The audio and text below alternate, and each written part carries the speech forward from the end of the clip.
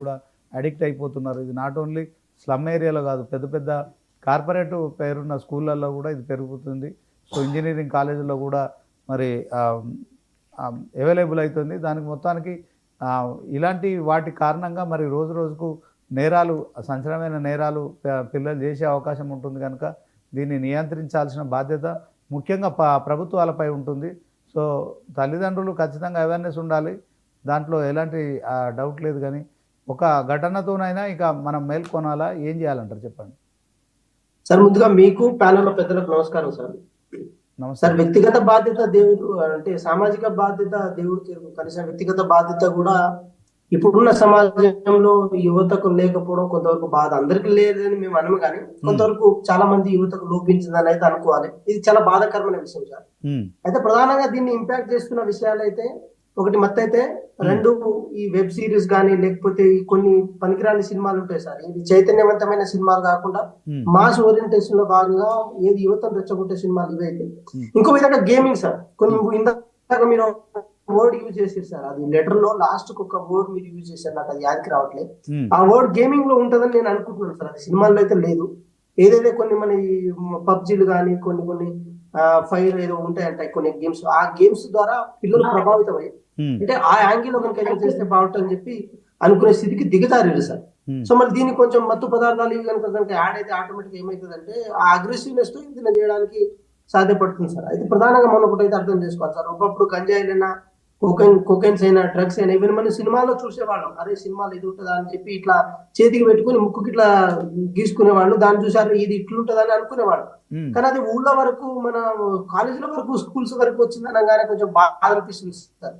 So సరే, ఏదేమైనప్పుడు కూడా ఒకటి ఏంటంటే యువత విషయంలో ప్రధానంగా సార్ మీరు చూడండి, ఎప్పుడైతే టెక్నాలజీ పేరుతో టెక్నాలజీ వైపే మనం పరుగులు తీస్తున్నామో, నైతిక విలువలు దిలీప్ సార్ చెప్పిన ప్రకారం కూడా నైతిక విలువల మీద, నైతిక చదువుల మీద, దాని మీద విలువ లేకుండా పోతుంది. ఎందుకంటే ఇప్పుడు బాలరాజ్ అన్న కూడా మా ఓఈ క్యాంపస్, మా అల్యూమిని, మా సీనియర్ వారు, మేము ఇప్పుడు మీరు చూడండి ఉస్మానియా యూనివర్సిటీలో ఆర్ట్స్ చదువు మీద పెద్ద ప్రేమ ఉంటలేదు ఎవరికైనా. పెద్దగా దాంట్లో జాయిన్ అవుతామని చెప్పి ఇంట్రెస్ట్ చూస్తలేరు. కేవలం ఏది టెక్నాలజీ సంబంధించిన బయోటెక్నాలజీ కానీ లేకపోతే ఆర్టిఫిషియల్ ఇంటెలిజెన్స్ కానీ వాటి మీద కాన్సన్ట్రేట్ చేయడం వల్ల ఏమవుతుందంటే వాటిలో ఏమో నైతిక విలువలు లేవు. నైతిక విలువలు ఉన్న వాటి దగ్గర ఏమో అవకాశాలు లేదన్న కారణం చేత ఈ రెండింటిని మిస్బ్యాలెన్స్ చేసుకుంటూ విద్యార్థులు కేవలం చదువు ద్వారా వచ్చిన పైసలు, అది ఉద్యోగ రూపంలో వచ్చే పైసలు, వాటి మీద కాన్సన్ట్రేట్ చేస్తున్నారు. కానీ సామాజిక బాధ్యత ఏముంటుంది, కుటుంబ బాధ్యత ఏముంటుంది, అదే విధంగా మనం ఎట్లా మెదలుచుకోవాలి, అరే ఇలా ఉండాలి అలా ఉండాలని చెప్పి పెద్దవాళ్ళని ఇన్స్పిరేషన్ గా తీసుకునే పొజిషన్ లో లేము సార్. ఒక అర్జున్ రెడ్డినో, లేకపోతే ఒక యానిమల్ సినిమాలో ఒక పెద్ద మనిషినో, లేకపోతే ఒక ఏది మన గేమింగ్ లో ఏదో ఎవరో ఒక పెద్ద మనిషినో వాళ్ళని ఇన్స్పిరేషన్ గా తీసుకునే ప్రయత్నం జరిగింది. మీరు చూడండి సార్, ఒకప్పుడు స్పైడర్ మ్యాన్, దాంతో పాటు మన కొన్ని మ్యాన్స్ ఉంటారు కదా సార్, ఏది పేద ప్రజలను కాపాడడం, పేద ప్రజలను ఇచ్చేయడం లాంటి వాళ్ళని మనం ఎగ్జాంపుల్ గా తీసుకునే వాళ్ళం. మన పిల్లలకు చెప్పేవాళ్ళం, అరే ఇట్లా ఉండాలి, ఇంత స్ట్రెంత్ గా అంటే ఇంత స్ట్రాంగ్ గా ఉండాలి, కాపాడాలి, ప్రజలను కాపాడాలి, తోడుండాలని చెప్పి వాళ్ళని మనం ఇన్స్పిరేషన్ చేసుకున్నాం. ఈ రోజు ఎవరిని చేసుకుంటాం సార్ మనం? ఏ క్యారెక్టర్స్ ని మనం ఇన్స్పిరేషన్ గా తీసుకుంటాం అనేది కూడా చాలా ఇంపార్టెంట్ కదా. సో ఏది దాంట్లో మొబైల్ అనేది కీలక పాత్ర పోషిస్తుంది. ఏదైనా సార్, ఇప్పుడు మీ వెనకాల మైక్స్ ఉన్నాయి సార్, అవి నాకు కనబడుతున్నాయి. ఆ మైక్స్ ఈ సమాజంలో మంచిని చూపించడం కోసం వాడుకుంటాం. అవే మైక్స్ ని సమాజంలో ఏది సెన్సిటివ్ ఇష్యూ మీద కాన్సన్ట్రేట్ చేసి బ్లాక్ మెయిల్ చేయడం కోసం కూడా కొంతమంది వాడుకుంటున్నారు. అదే విధంగా ఏదైనా సరే, కత్తి అయినా సరే, సోషల్ మీడియా అయినా సరే, ఫోన్స్ అయినా సరే, ఏదైనా సరే, దేని ఏ విధంగా వాడుకునేది దాని మీద మనకు విచక్షణ ఉంటే దాని ప్రకారం మనం ముందుకు వెళ్తాం. విచక్షణ లేకపోతే ఏమైతే సార్, ఆ విచక్షణ నేర్పించాల్సింది తల్లిదండ్రులు అయితే, అదే విధంగా పాఠశాలలు అయితే, గవర్నమెంట్స్ అయితే ఏదైనా సరే గవర్నమెంట్ ప్రాపర్ వేలో గైడెన్స్ చేయమని అంటే, కానీ ఏ గవర్నమెంట్ లో కూడా ఇట్లా ఉండాలి అంటే విద్యార్థుల పట్ల ఏదైనా గైడెన్స్ చేయగలుగుతాయి సార్.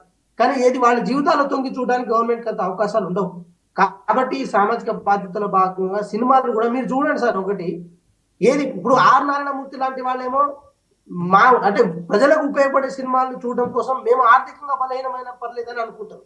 కానీ చాలా మంది నిర్మాతలు, డైరెక్టర్లు ఏమనుకుంటారు అంటే, ప్రజలు మనం అంటే వాళ్ళు చూడాల్సిన విషయాన్నే మనం చూపించుకుంటూ పోతే మనం ఆర్థికంగా బలపడతాం, మనం సెన్సేషన్ అవుతామని చెప్పి ఏది డైరెక్టర్లు కానీ నిర్మాతలు అనుకుంటున్నారు.